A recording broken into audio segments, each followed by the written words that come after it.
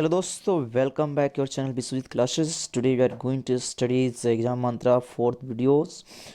दोस्तों आज हम बात करेंगे, चौथी वीडियो होगी और आज की खास वीडियो में हम शुरू करते हैं। और आपकी टारगेट होना चाहिए, क्या टारगेट होना चाहिए कि एग्ज़ाम में आप 95% रिजल्ट की तैयारी यहाँ से कर सकते हैं, ला भी सकते हैं।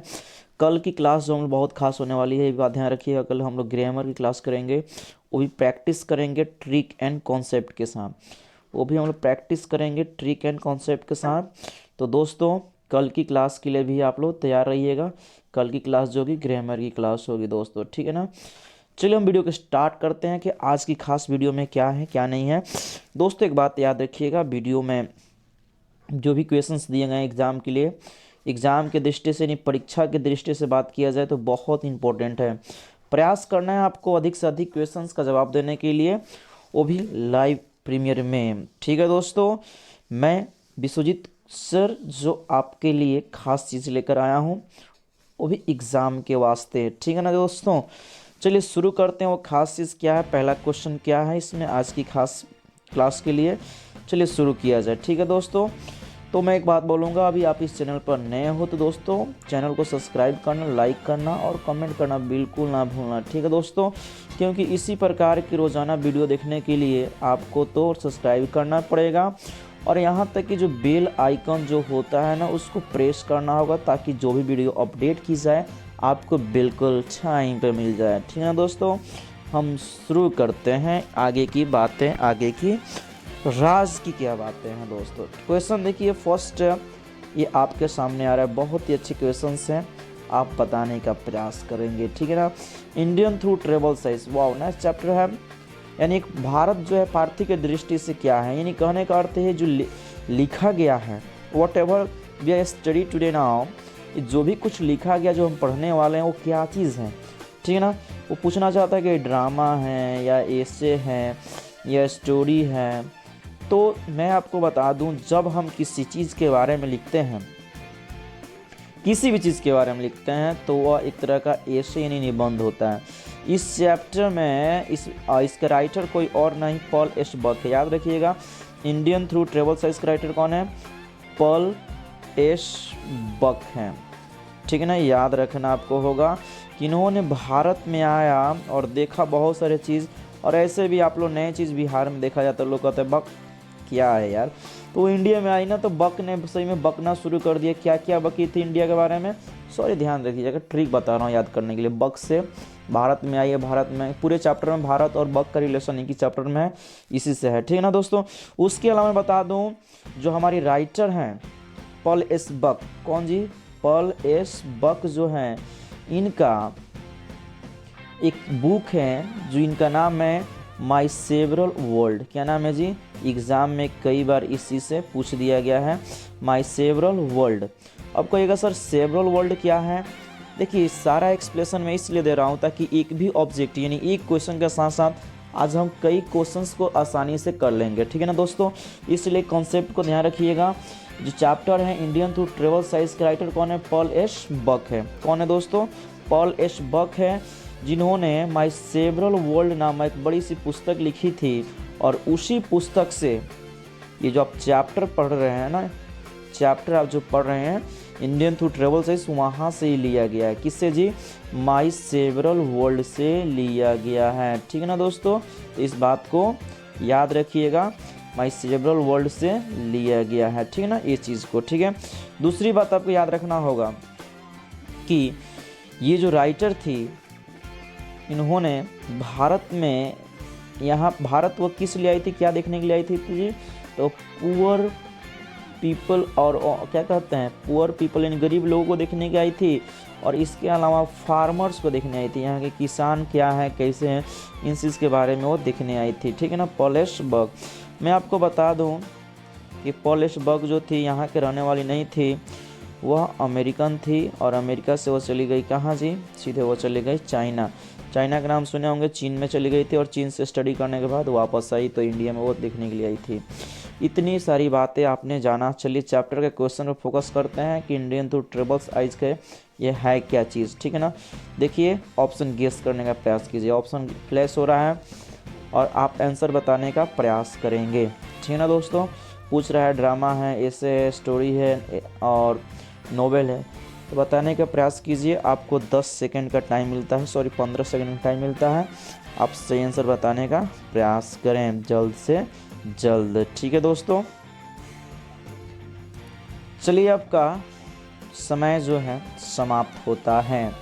तो इसका राइट आंसर क्या होगा मेरे प्यारे बंधुओं? तो इसका राइट आंसर हो जाएगा ए से है, ठीक है ना। नेक्स्ट क्वेश्चन की तरफ हम बढ़ेंगे। आज स्पेशल सभी चैप्टर्स लगभग क्वेश्चन रहेंगे, ध्यान रखिएगा आज की क्लास में, ठीक है ना।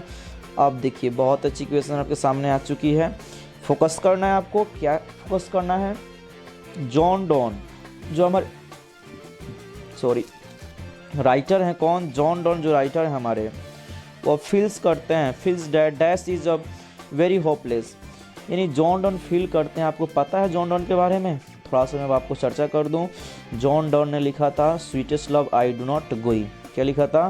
स्वीटेस्ट लव प्रेयसी मैं छोड़कर तुम्हें नहीं जाता। Sweetest love I do not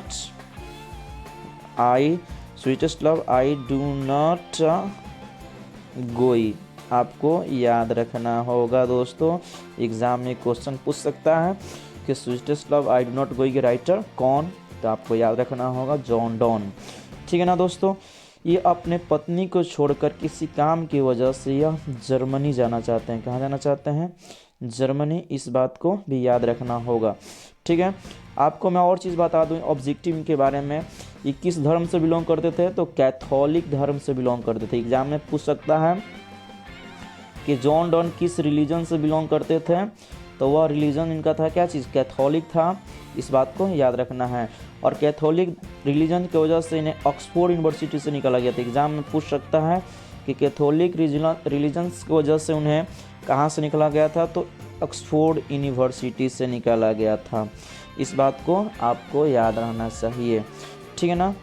तो ये बहुत ही रोमांटिक्स का नहीं कर सकते हैं, लेकिन आपको एक और ऑब्जेक्टिव में बता दूं, इन्हें कैथोलिक पोएट तो कहा ही जाता है, साथ ही में इनके बारे में बता दूं, ये अपनी तुलना जो है सन के साथ करते हैं। कि याद रखिए एग्जाम में भी क्वेश्चन पूछा गया है कि जॉन डॉन अपनी तुलना किससे करते हैं, तो वह सूर्य से करते हैं, ठीक है ना दोस्तों। तो इतनी ऑब्जेक्टिव आपने जान लिया। क्वेश्चन को तो फोकस करते हैं कि जॉन डॉन जो थे feels that is a very hopeless. वो फील क्या करते हैं? कौन ऐसा चीज़ है, क्या जानवर है, क्या मानव या क्या चीज़ है जो इन चीज़ों में काफ़ी होपलेस रहा है। होपलेस का मतलब होता है निराशजनक, ठीक है ना। तो ऑप्शन देखिए, याद रखिएगा 4 ऑप्शन हैं, तो बताइए क्या हो सकता है। यहाँ पर तो लव जो बात है कि कोई गॉड्स की बात नहीं हो रही है, ना ही किसी बर्ड्स का, ना ही किसी एनिमल का। तो आपने सोच लिया होगा कि आज की बात किसकी हो रही है, तो वो मनुष्य की बारे में बात हो रही है, ठीक है ना। अगले क्वेश्चन की तरफ बढ़ते हैं। बहुत ही अच्छी पोएम की तरफ बढ़ेंगे, जिस पोएम का नाम है पूछ रहा है इन द फर्स्ट लाइन, प्रथम लाइन में the poem song of my self is dash poet, यानी जो चैप्टर है सॉन्ग ऑफ माई सेल्फ, इसके पोएट कौन है? सीधी सी भाषा में समझने का प्रयास कीजिए कि इसके पोएट कौन है। यही क्वेश्चन सबसे पूछ लिया गया डायरेक्टली। तो मैं आपको बता दूं कि इसके राइटर आपको बिल्कुल याद रहेगा।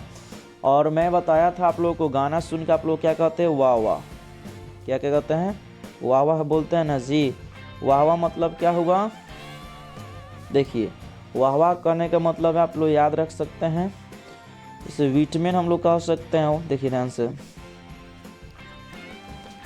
इसके राइट आंसर की तरफ हम लोग बढ़ सकते हैं। देखिए यहीं पे इनका आंसर दिख रहा है आपको कि इसके राइटर कौन है?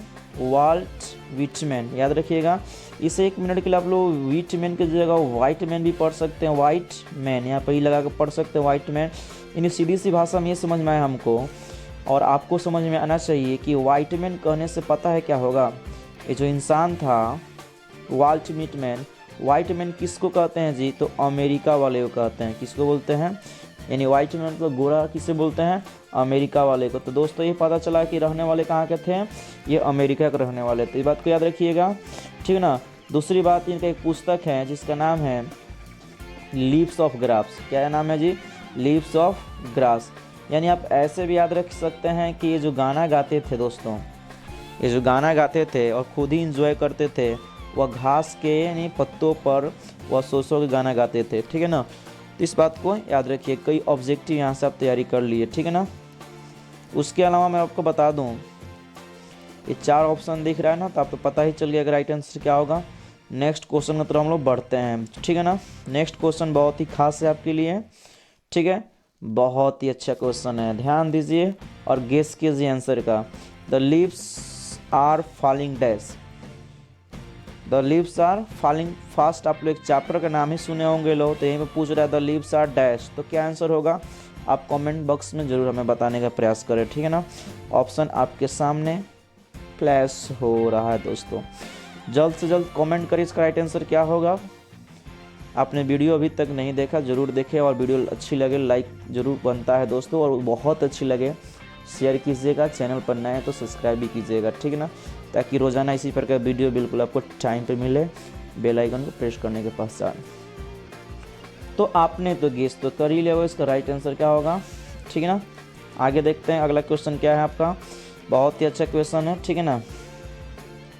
कह रहा है द पोएट फील्स, कभी को ऐसा लगता है आफ्टर हिज डेथ, कि मरने के बाद death body will be dash, यानी उस डेथ बॉडी को nobody will be dash, यानी कोई भी नहीं करेगा, क्या नहीं करेगा, नो बॉडी माने कोई नहीं, विल डैश हर। तो याद रखिएगा उनका मानना क्या, थोड़ा सा ध्यान दीजिएगा। मैं आपको बताना चाहूँगा, क्या बताना चाहूँगा, फोकस कीजिए। ये जो चैप्टर जो है ना, एन एपिटाफ के नाम सुने होंगे लोग, जिसके राइटर कौन है, वाल्टर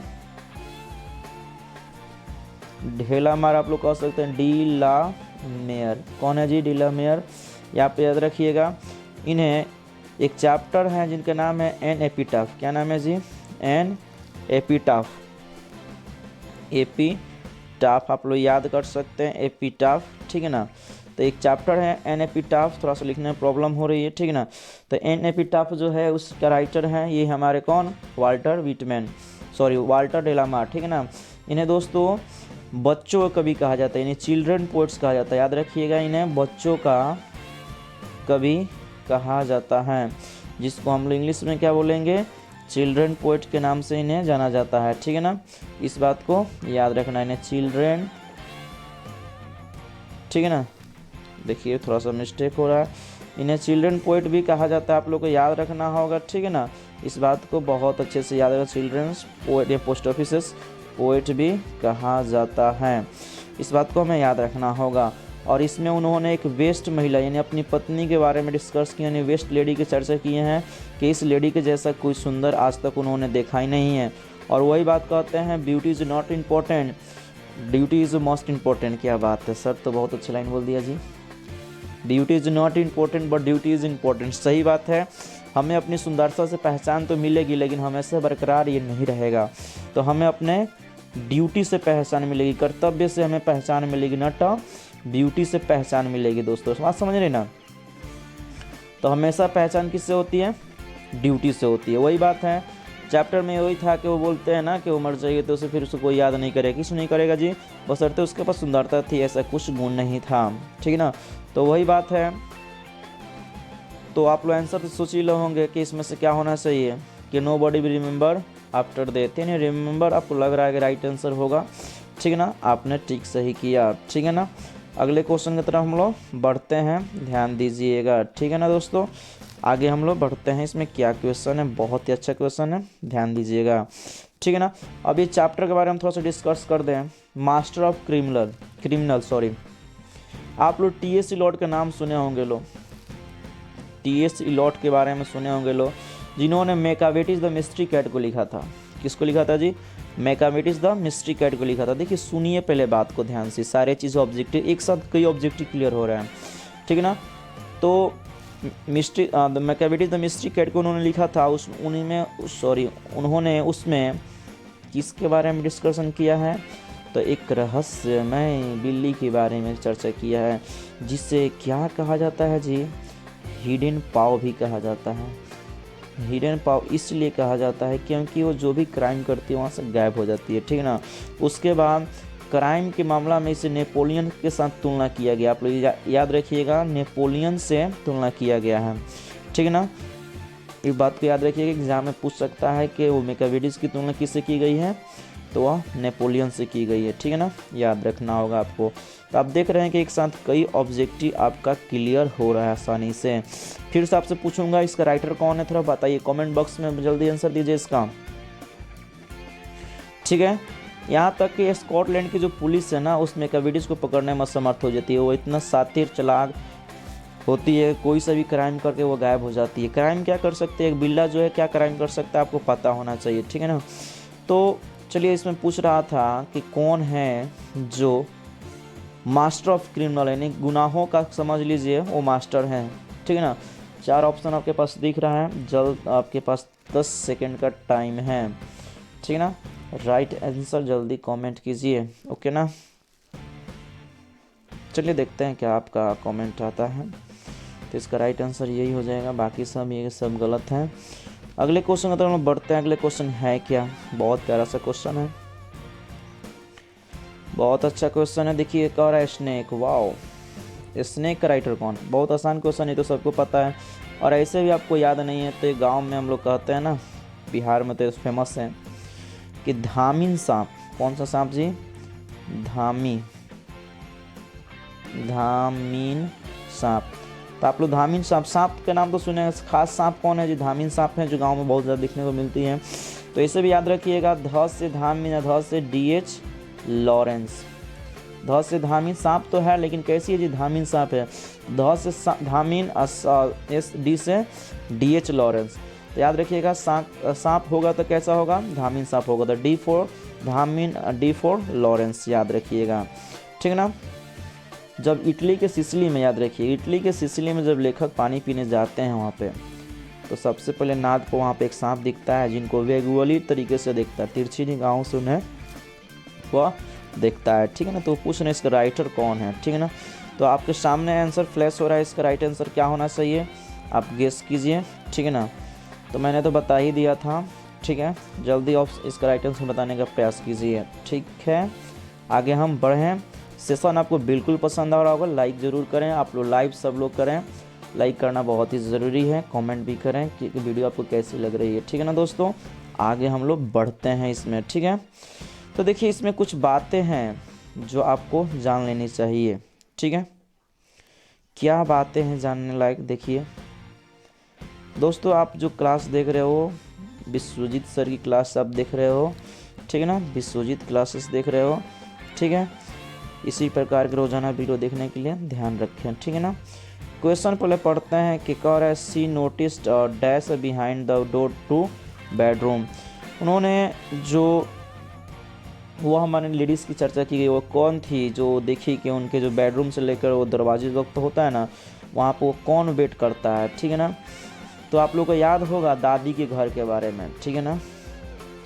दादी के घर याद आ रहा है जी, दादी के घर कमला दास। चलिए थोड़ा सा दादी के घर के बारे में हम डिस्कशन कर लेते हैं, उसके बाद इस क्वेश्चन पे आते हैं, थोड़ा सा आपको और समझ में आ जाएगा, ठीक है। देखिए सभी लोग अपने अपने दादी के घर जरूर गए होंगे, लेकिन दादी थी तो बहुत ही खास थी, ठीक है ना। भले आपके दादी का नाम कुछ और हो, लेकिन या जो भी नाम हो आप समझ लीजिए। तो आप ऐसे भी याद रख सकते हो, 10 से यानी D से दादी, और D से आप लोग ऐसे भी याद रखिएगा, ठीक है ना। यानी दादी के घर की हम लोग बात करते हैं तो D से दादी आप याद कर सकते हैं, और D से दास याद कर सकते हैं। तो दास में कौन थी, वो कमला दास थी, ठीक है ना, याद रखना होगा। ये दादी कहाँ से रहने वाली थी, तो K से केरला और K से कमला, याद रखिएगा, ठीक है ना।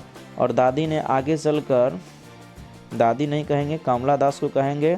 कमला दास जो आगे चल कर इन्होंने धर्म परिवर्तन भी कर लिया, ठीक है ना, हिंदू से मुस्लिम धर्म को अपना लिया, और वहाँ से उन्हें सुरैया नामक बहुत नाम से फेमस हो गई, ठीक है ना दोस्तों। आपको जानकारी के लिए मैं दे दूँ कि कमला दास का एक अपना आत्म कथा था, यानी ऑटोबायोग्राफी था, याद रखिएगा इस बात को, बहुत ही खास बातें मैं बताने। तो कमला दास का एक ऑटोबायोग्राफी था जिसका नाम क्या था जी, तो ऑटोबायोग्राफी इनका था जिसको हम लोग बोलते हैं क्या चीज़, बायोग्राफी इनका था माई स्टोरी। आप लोग याद रखिएगा, एग्ज़ाम में कई बार पूछ लिया गया है कि माई स्टोरी किसका ऑटोबायोग्राफी है, तो वह किसी और का नहीं, कमला दास का है, ठीक है ना। कमला दास की है, ठीक है ना। द से दादी, द से दास आप लोग ट्रिकली याद कर सकते हैं।